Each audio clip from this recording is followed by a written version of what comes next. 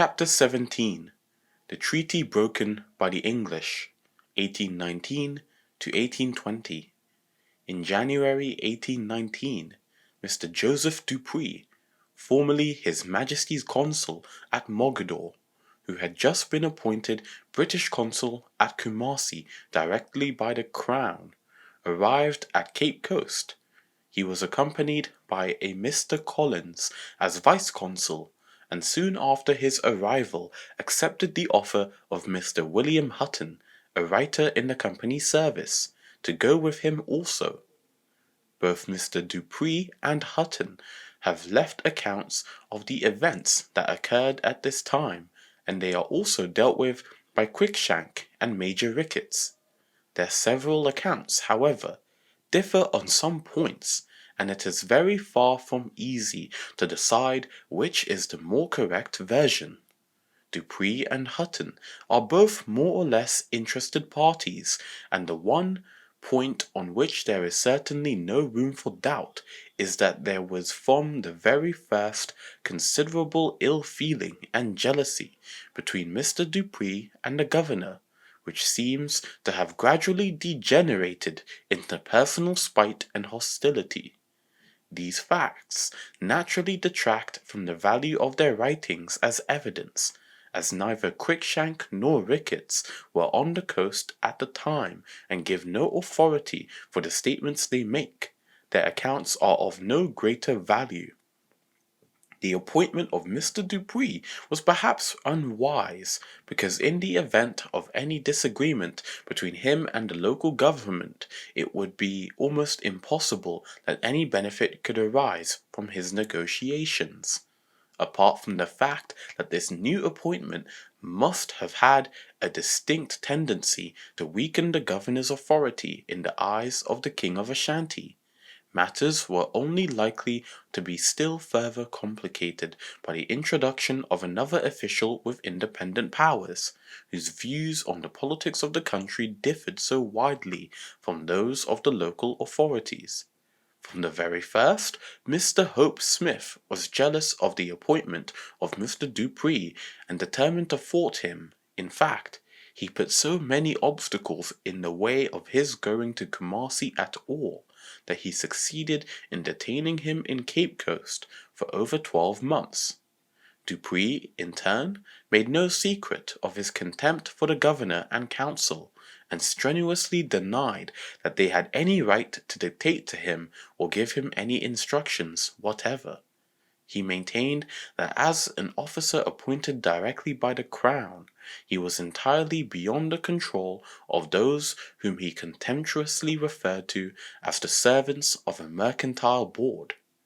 Dupuy, however, was in the right, and his view of the position was openly supported by Mr. Swansea, one of the members of council, and receives further confirmation from the terms of his commission, giving and granting unto him, the said Joseph Dupuy, full power and authority by all lawful ways and means, to aid and protect as well our said merchants and our subjects trading, or that shall trade, or have any commerce with the said kingdom of Ashanti, and also to examine and hear, and as much as in him lies to compose and determine all and all manner of differences, contentions, suits, and variances that shall or may happen or arise, or that are now depending at Kumasi aforesaid, or within any of the dominions of the kingdom of Ashanti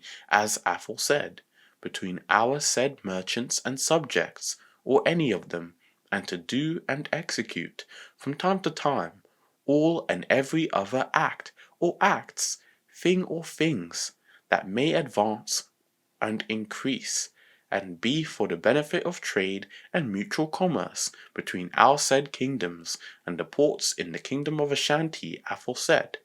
Wherefore we will, and by these presents, do strictly charge and command all and every our said merchants and other our subjects coming into, trading or residing in the kingdom of Ashanti aforesaid, or any of the dominions thereof, to own and acknowledge the said Joseph Dupuy. Towards the end of March, a sword-bearer named Akwadehi arrived from the king to lodge a formal complaint with the governor of the insult that had been offered to his messengers by the commenders.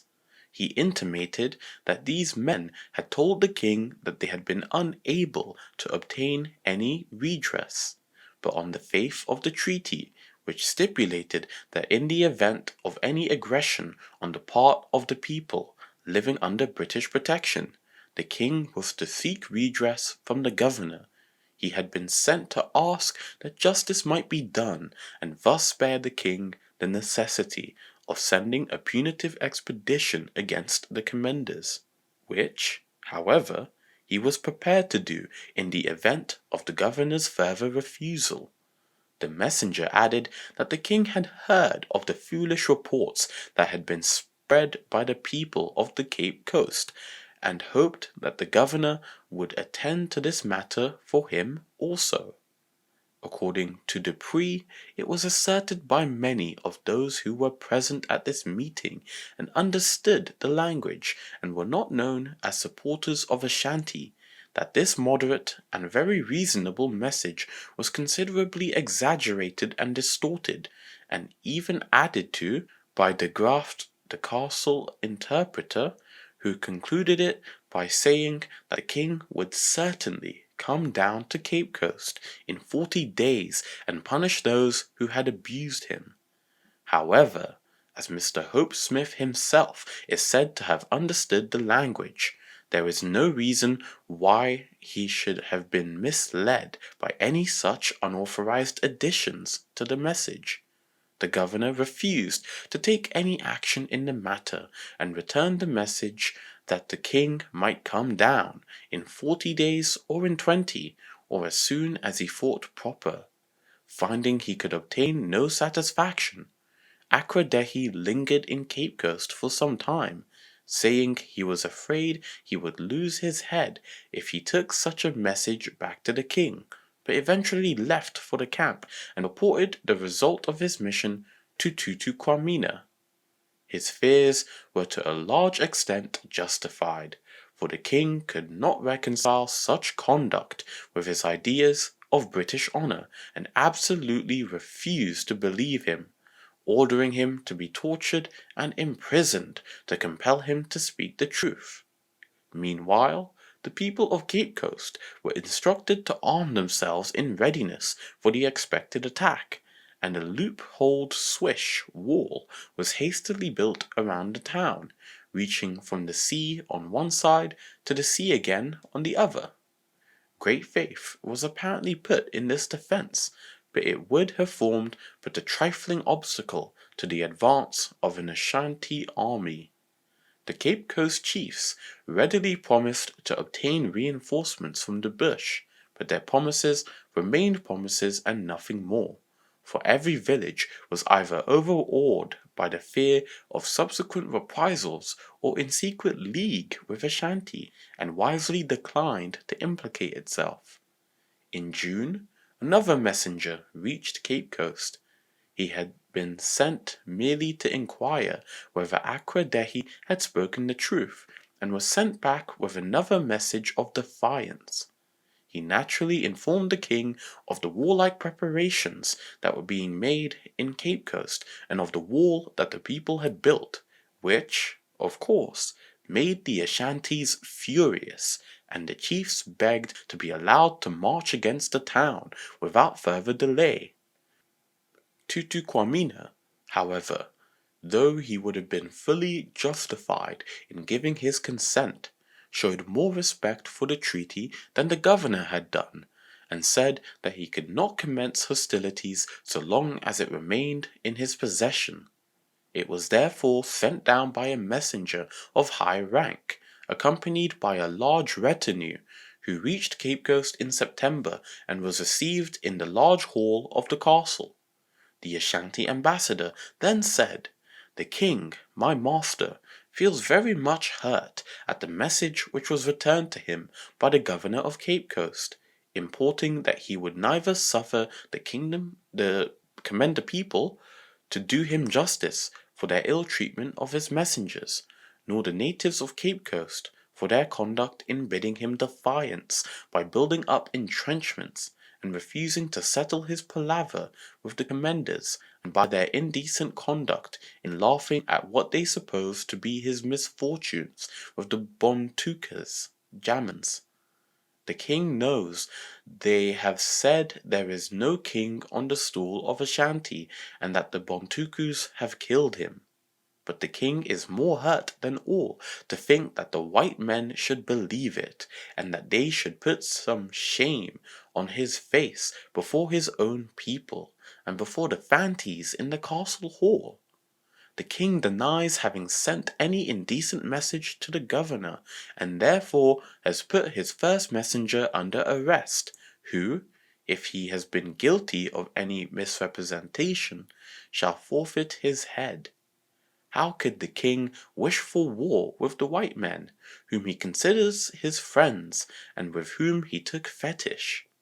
The king cannot make war with any nation with whom he has made fetish, and therefore sends back your book, the treaty, and desires that it may be read over by the governor, in order that he may know that he has not been deceived by the white men who visited Ashanti. But if the articles are right, he desires that you will keep your book, and that he may make war proper.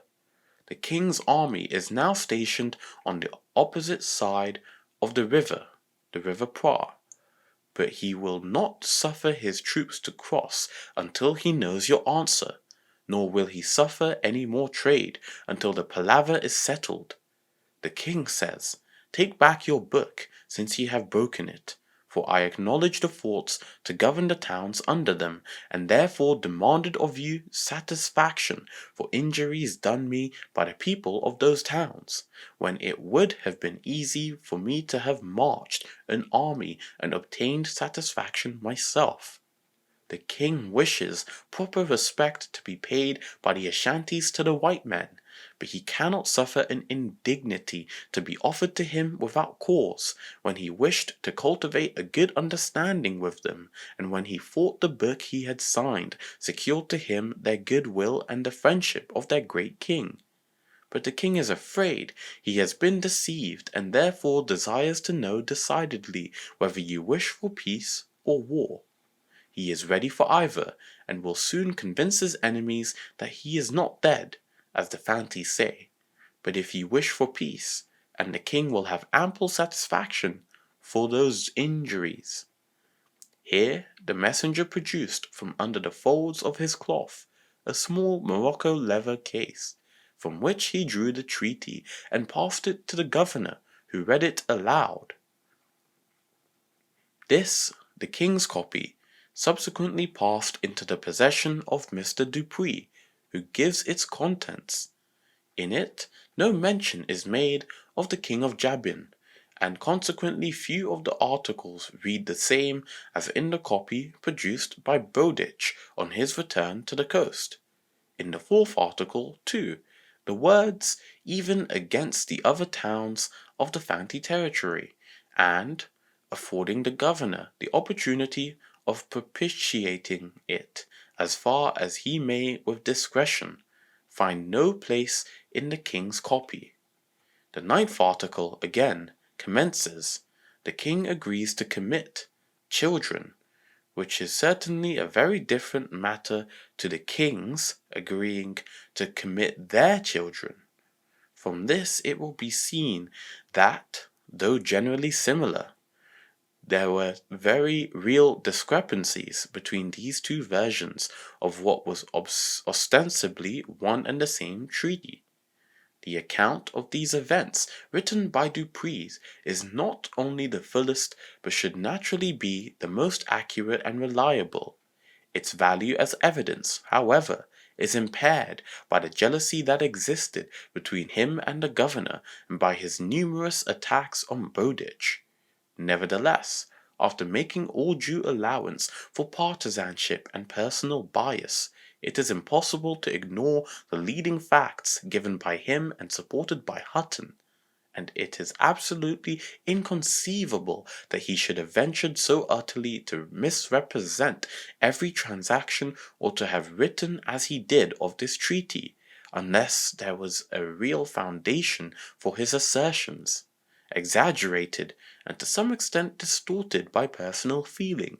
His account may possibly be, but taken as a whole, it is probably a very fair representation of the facts. Bowditch's work, it must be confessed by anyone who has read it, is plainly written in a spirit of egotism, and the differences between the two copies of the treaty certainly go some way towards supporting the contention of Dupuy that the pompous name of Boyten Quama, King of Dwabin, is nowhere to be found. It would seem that this association of two sovereigns was calculated to awaken a more lively interest, and thus only can I account for an attempt to deceive government and the public by means, I believe, unprecedented in the annals of British diplomacy. The article number 9, showing the king's disposition to send his own children to Cape Coast for education, is falsely inserted, and every other article is disfigured or misrepresented more or less. In fact, he describes the version given by Bowditch as compared with the copy now produced by the king as a garbled statement, and this comment appears to be justified. It is true that the absence of all mention of the King of Jabin in the king's copy is to some extent explained by Bowditch's account of the transaction, for he says the King of Ashanti signed the treaty on the 7th of September and that of Jabin on the 8th.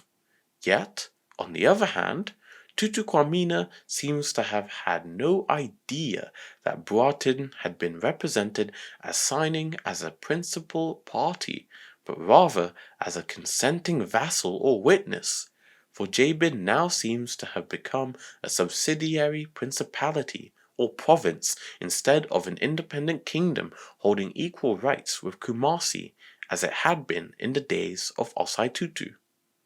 When Dupuy afterwards went to Kumasi and casually expressed a wish to meet the king of Jabin, Tutu Kwamina was most indignant, saying, "The king? Who is he? Am I not the king? Is there any other king besides me? Does the book say that too? If so, it spreads a shameful lie in the white country." On the other hand, Bowditch says that a messenger who was sent during his stay in Kumasi to demand gold from Jabin returned without it, and brought back the message that there was no war on foot to acquire gold, and as it could only be for the individual benefit of Ashanti, the government must be reminded that Dwabin had formerly exacted gold, and was not now to be subjected to imposition because the right had been yielded from respect to a sister kingdom. As the governor read the treaty aloud, it was translated into Ashanti. At the 4th article, and again at the 7th, the messenger demanded satisfaction in the name of his king on the strength of those articles. A scene of great excitement followed. The people, now thoroughly convinced of their folly in having indulged themselves with imaginary pictures of Ashanti misfortunes, and in having openly defied the king by building the wall, tried to excuse themselves and lay the whole blame on the governor.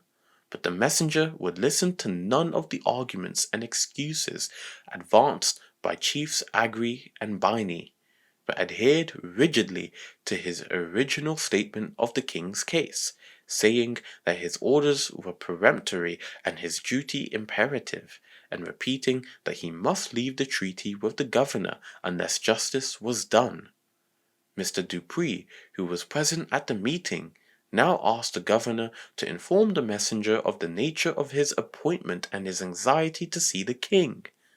This was done, and when the envoy heard that an officer had been sent direct from England to the king, he seemed to consider this might be a fact of sufficient importance to warrant a departure from the strict letter of his instructions. He therefore retired to take time for his decision and finally resolved to send news of this fresh development to the king, while he remained in Cape Coast to await the receipt of further instructions. Soon after this, it became known that a messenger of exceptional rank was on his way to the coast, and on the 15th of January 1820, he made his entry into the town with great pomp and magnificence. This was no less a person than the king's nephew Adam, who was accompanied by Incansa, an Asin chief, and 500 armed men. His whole retinue numbered about 1,200 persons, half of whom were Ashantis and Asines, the remainder natives of Dunkwa, Mori, and Elmina, who had identified their interests with those of Ashanti and joined him on the road. At a meeting in the castle hall on the 17th of January, Adam, attended by a number of less important messengers, was received by the governor and council, with whom were Misters Dupuy and Hutton, Captain Kelly, R.N., and the chiefs and headmen of Cape Coast. Adam then made a long speech recounting from their commencement the causes of the present dispute. The king says you, the governor, sent white men to Kumasi, and they told him it was because the whites wished for peace and a good trade, on hearing which he rejoiced to think that he should gratify the great king and his captains. These white men saw the king's face, and they knew he was a good king, and wished well to the governor and white men who lived in the country. Therefore, they made a treaty of strict friendship. Then the king sent down all the trade to the governor, thinking he loved him as a true friend. The king was afterwards obliged to make war against Adinkra, who had defied him and refused to pay him gold as before. He ordered his captains to bring all the people together and clean the guns, and when the white man who lived with him heard that, he said, "Now I must go back to the waterside." And the king, considering that to be right, let him go. The trade went down as before, and the king was happy because he thought, as the white men were friends, they would not allow the Fantis to do foolish things and shame him before his captains. When the messengers went to Commander, it was because he loved the people. He therefore sent a jawbone of Adinkra's captain, that they might know the king's enemies were dead, and rejoice at it. Now the governor knows that these messengers were robbed and beaten, and the people laughed at the king. Therefore the messengers went to complain to the governor of Cape Coast, but he would not hear them. When the king heard that, he was much aggrieved, and he sent Akradehi to make his compliments and tell the governor to examine that affair, and do what was right. When Akradehi returned to the camp and told the king that the governor did not care for him, and said that he might come down in 20 days, it broke his heart, because it shamed him before his captains and all the kings and great cabassiers who fought for him. He could not think that the governor would use him in that manner, because he never sent an offensive message to the castle. The king then punished the messenger, but the captain said it was wrong, and that the people of Cape Coast were insolent, and they took their swords to march against the Fantis.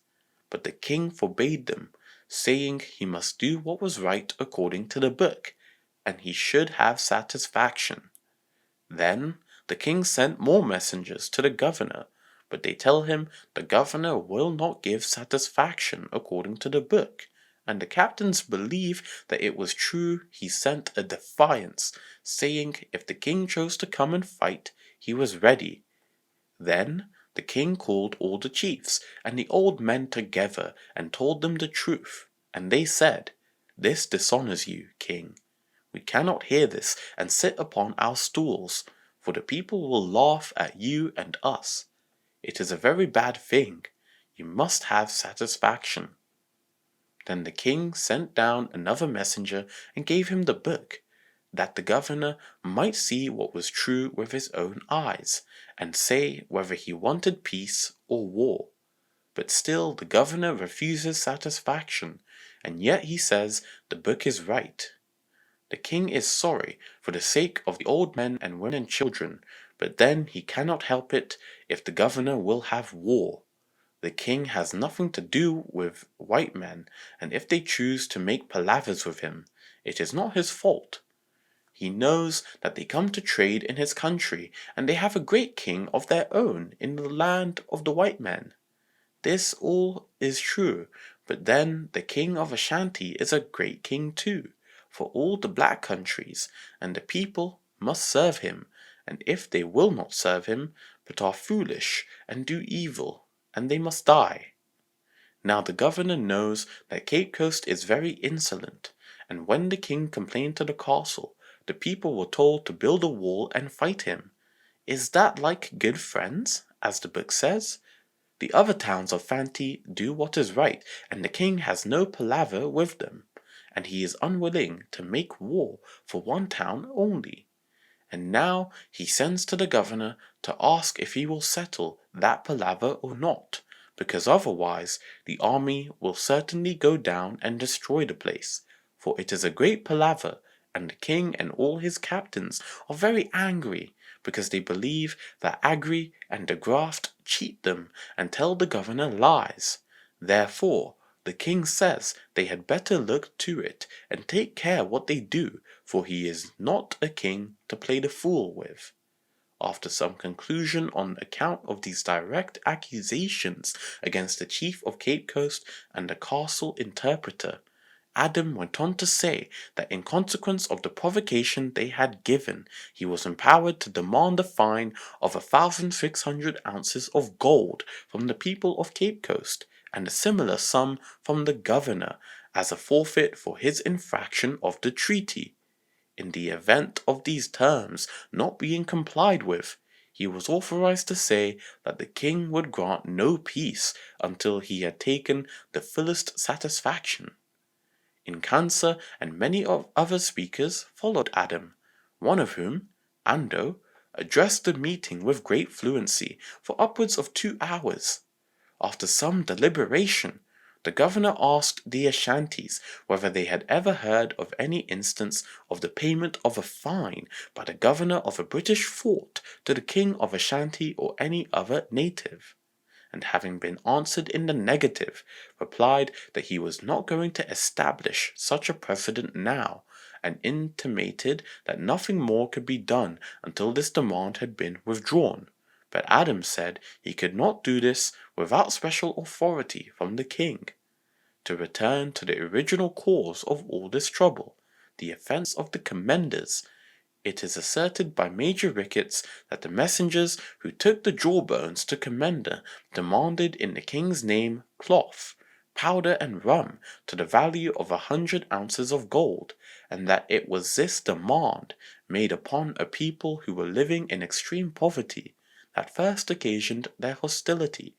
Upon what authority Major Ricketts makes this statement he does not say, and as he was not on the coast at the time, he cannot have been writing from his own knowledge.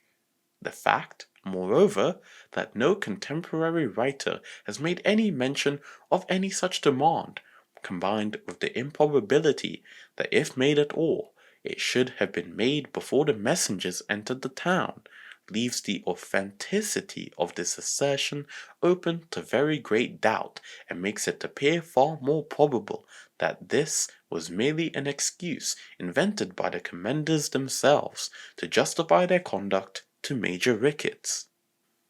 It is hardly likely that the king would have made such a demand upon the commenders while sending them jawbones, which, according to native custom, was an act of courtesy and friendship, and would have been suitably and sufficiently acknowledged by a return message of thanks and a small complimentary present. The position of the commenders as vassals of the king of Ashanti had been definitely recognized by the second article of Bowditch's preliminary treaty, and as such they were peculiarly entitled to receive a compliment of this kind. There is no allegation, even by Ricketts, that any such demands were made on the inhabitants of the other towns to which Jawbones was sent, and to believe that they were made in the case of the commenders alone, is to believe that the king deliberately went out of his way to demand what he knew could not be granted for the sole purpose of fastening on the refusal as an excuse for war. His subsequent long forbearance and the increasing importance of his messengers during the many months of negotiation sufficiently disprove any such intent, while every one of his messages, the chief of which have been purposely quoted in full, and the accounts of all those who knew him personally, point to the conclusion that Tutu Quamina was a well-disposed and honourable man who had no wish to resort to war unnecessarily. It is far more probable that the commenders, who to this day are notorious for their turbulent spirit, were relying on the reports they had heard of the king's defeat and death, and took this opportunity of expressing their defiance. It would, therefore, be unfair to accept the unsupported statement of Major Ricketts too readily. Colonel Ellis, however, seems to have taken this version as correct, and repeats it, after which he sums up the governor's refusal to interfere as follows. Mr. Hope Smith had not endeavoured to persuade the commenders to comply with the king's extortionate demand, and for this he has been considered to blame. But on a more careful consideration of the question, it will be seen that he acted wisely. The fourth article of Mr. Bowditch's treaty was framed with the object of settling, if possible, in a peaceable manner, through the mediation of the governor, any differences that might arise between the Ashantis and the inhabitants of the towns under the guns of the forts. The presumption, of course, being that the Ashantis should have a bona fide cause of complaint. But this case was quite different. The commenders had committed no offence beyond refusing compliance with an unwarrantable demand that had suddenly been made upon them, and for the governor to have used his authority and influence to induce them to submit to it would, besides being a gross injustice, have been highly impolitic, and would only have led to the local government being regarded as responsible for the acceptance and fulfillment by the protected natives of all future demands, however unreasonable, that Ashanti might choose to make upon them. Now the probabilities are, as has already been shown, that the king never made this demand at all, but even assuming for the moment that he did, Ellis seems scarcely to have appreciated the position adopted by Tutu Quamina. The king's complaint against the governor was not, as Ellis suggests, that he had not endeavoured to persuade the commenders to reply, but that he had refused to take the trouble to investigate the matter at all, or to satisfy himself of its justice or injustice, which according to the treaty he was clearly bound to do. Instead of this, he had treated the king's reasonable request with absolute contempt. Had Mr. Hope Smith heard and adjudicated upon the dispute between the first messengers and the commenders, the king would in all probability have been perfectly satisfied, even had the governor, after hearing both sides, decided against the Ashantis, but shown them reasonable and just grounds for doing so. But when, instead of doing this, he treated their application with contemptuous neglect, and subsequently, when the king asked for an explanation of such conduct, assumed an attitude of defiant obstinacy, he must, in the face of the treaty, be held to have given Tutu Quamina just cause for complaint, and for the very low opinion of British honour that he undoubtedly held. Still assuming that this alleged demand on the commanders was ever really made, it is very questionable if they ought not, even then, to have been held in the wrong. To refuse to comply with an unreasonable and extortionate request, and to refer the matter, if necessary, to a third party for arbitration is one thing, but to resort to violence against the messengers, whose persons are held sacred by civilized and uncivilized nations alike, is quite another matter. Were these alleged demands, however, non-existent, which seems far more probable, the necessity for an immediate investigation of the case was even greater still. How far-reaching in its effects this breach of faith, whether intentional or not, has been, it is impossible to overestimate. There is no room to doubt that Tutu Kwamina regarded the governor's action as a deliberate infraction of the terms of the treaty, which he, a savage, held sacred and inviolable.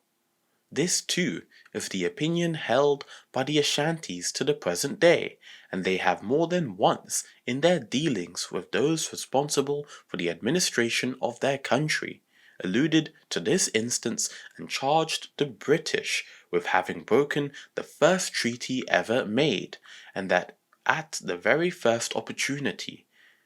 As Cruikshank justly observes, it is humiliating to be compelled to make this admission and to confess that the King of Ashanti had greater regard for his written engagements than an English governor. At the meeting in the castle hall, some attempt was made by the governor to represent the king's action in sending Jawbones as a menace and threat instead of a mark of friendship. But if he really believed this to be the case, he showed a most lamentable ignorance of the customs of the country he was supposed to govern, for such missions were by no means peculiar to Ashanti, but were an equally well recognized custom among the coast tribes also, and as much the practice of the commanders themselves as of any other people, so that the meaning of these trophies was perfectly understood by them. When Amuteki of Commenda defeated Teki Ankan in 1699, Bosman says that he sent a civil message to our governor, together with several of the skulls of his vanquished enemies, in token that he had resolved to live and die in the service of the Hollanders. His message was civilly received, and after thanks and presents to the general, dismissed. Such messages were therefore of a friendly character, and the position assumed by Mr. Hope Smith in attempting to distort them into acts of hostility was untenable. At this time, the Dutch had recently abandoned Fort Crèvecoeur at Accra, and the people immediately took advantage of the absence of a garrison to engage extensively in the slave trade. Great numbers of slaves were collected and kept in the Dutch town by Chief Ankra, who was the principal broker for the slave dealers, and were shipped whenever a vessel put in. The slavers calling here were mostly Portuguese, and the cargoes were put on board by night to avoid detection and interference by the English and Danes at James Fort and Christiansborg. Ankra's business, however, soon became known, and in August 1819 an English man-of-war arrived and bombarded his house, reducing it to ruins and knocking down the big fetish tree in the town. A few months later, as this trade was still being carried on, a squadron of 7 British warships visited Accra and landed a number of marines at James Fort to stamp it out. The Dutch Accras, however, retired to their bush villages, whence they were able to cause much inconvenience to the people of British Accra and the garrison of the fort by cutting off the supply of provisions from the farms, so that all this expedition really accomplished was the demolition of Ankra's house, and the people returned to the town soon after it left. At about this time, a ship which was being chased by the English cruisers put in at Tema, and landed a cargo of 160 slaves to avoid being taken with this incriminating evidence on board. The Danish governor at once sent a detachment from Christiansborg to rescue them, but Ankara had already come down from the bush with his men, and when the Danes arrived on the scene, they found only a few men who had been left behind in the hurry of his retreat. Tema was plundered, however, as a punishment to the people for having permitted slave trading within the jurisdiction of the Danish government.